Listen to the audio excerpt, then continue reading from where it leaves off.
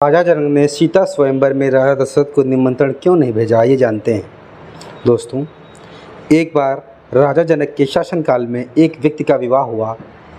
विवाह के बाद वह पहली बार सज संवर कर अपनी ससुराल को जा रहा था। कुछ दूर जाने पर रास्ते में एक जगह उसको दलदल मिला। उसने थोड़ा पास जाकर देखा तो उसमें एक गाय फंसी हुई थी, जो शायद फंसे फंसे मरने की दशा में आ गई थी। उस व्यक्ति ने उसको देखा तो उसके मन में गाय को बचाने का ख्याल आया, परंतु दूसरे ही क्षण मन में एक और विचार आया। उसने सोचा, ये गाय तो कुछ देर में मरने वाली ही है। अगर मैं इसको यहाँ से बाहर निकालने इस दलदल में घुसा तो मेरे कपड़े और जूते खराब हो जाएंगे और मैं अपनी ससुराल में ऐसी हालत में कैसे जा पाऊँगा। यह सोचकर वह गाय के ऊपर पैर रखकर आगे बढ़ गया। जैसे ही वह आगे बढ़ा, गाय ने जब उसे जाते हुए देखा तो उस व्यक्ति को शाप दिया कि जिसके लिए तू जा रहा है उसे देख नहीं पाएगा। यदि तू उसे देखेगा भी तो वह तत्काल ही मृत्यु को प्राप्त हो जाएगा। या कहकर कुछ ही क्षण में गाय के प्राण निकल गए। वो शाप को सुनकर वह व्यक्ति दुविधा में फंस गया। उसने अपने किए पर बहुत पछतावा हुआ, परंतु अब कुछ नहीं हो सकता था। जो होना था वह हो गया। अब वह व्यक्ति गौशाप से मुक्त होने का विचार करने लगा। मन में बहुत बड़ा बोझ लिए वह ससुराल पहुंचा। वहां पहुंचकर वह दरवाजे के बाहर ही बैठ गया और यह विचार करने लगा, अगर मेरी नज़र मेरी पत्नी पर पड़ गई तो क्या होगा। कुछ समय बाद परिवार के अन्य सदस्यों ने उसे घर के अंदर चलने का अनुरोध किया, किंतु वह नहीं गया। रास्ते में जो घटना घटित हुई थी उसके बारे में भी किसी को नहीं बताया। उसके दिमाग में तो गाय के द्वारा दिया गया श्राप बार बार गूंज रहा था।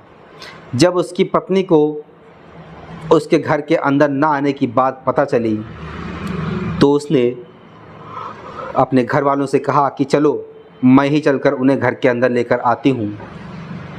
पत्नी ने जब जाकर उससे कहा कि आप घर के अंदर क्यों नहीं आ रहे हो और मैं जो भी बोल रही हूँ उसे सुनकर भी मेरे सामने होते हुए भी मेरी ओर क्यों नहीं देखते हो। वह व्यक्ति अपनी पत्नी की बात सुनने पर भी चुप रहा। काफ़ी अनुरोध करने के बाद उसने रास्ते में घटित सारा वृतांत कह सुनाया। पत्नी ने कहा, मैं भी पतिव्रता स्त्री हूँ, ऐसा कैसे हो सकता है, आप मेरी ओर देखो तो। अपनी पत्नी की बात सुनकर उसने जो ही नज़र उठाकर अपनी पत्नी की ओर देखा, वैसे ही उसकी आंखों की रोशनी चली गई और वह गाय के शापवश पत्नी को देख ही नहीं सका। उस व्यक्ति की पत्नी भी पतिव्रता थी, इसी कारण उसकी मृत्यु नहीं हुई। यह देखकर पत्नी अपने पति को साथ लेकर राजा जनक के दरबार में पहुंच गई। वहां जाकर उसने सारा वृतांत कह सुनाया। राजा जनक ने राज्य के सभी विद्वानों को सभा में बुलाकर समस्या बताई। उन्होंने अपने दरबार में बैठे हुए ब्राह्मणों को कहा, हे ब्राह्मण देव, गौशाप से निवृत्ति का कोई सटीक उपाय हो तो बताएं। सभी विद्वानों ने आपस में विचार करके एक उपाय बताया।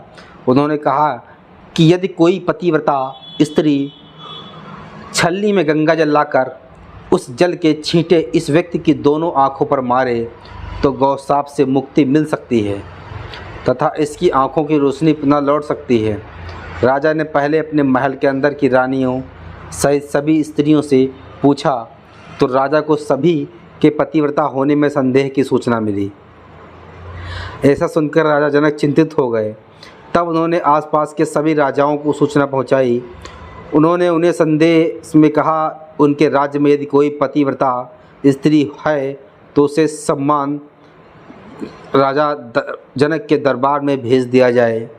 यह सूचना अयोध्या के राजा दशरथ को मिली तो उसने पहले अपनी सभी रानियों से पूछा। प्रत्येक रानी को यही उत्तर था कि राजमहल तो क्या, आप राज्य की किसी भी महिला, यहाँ तक कि झाड़ू लगाने वाली ही क्यों ना हो, उसे भी पतिव्रता ही पाएंगे।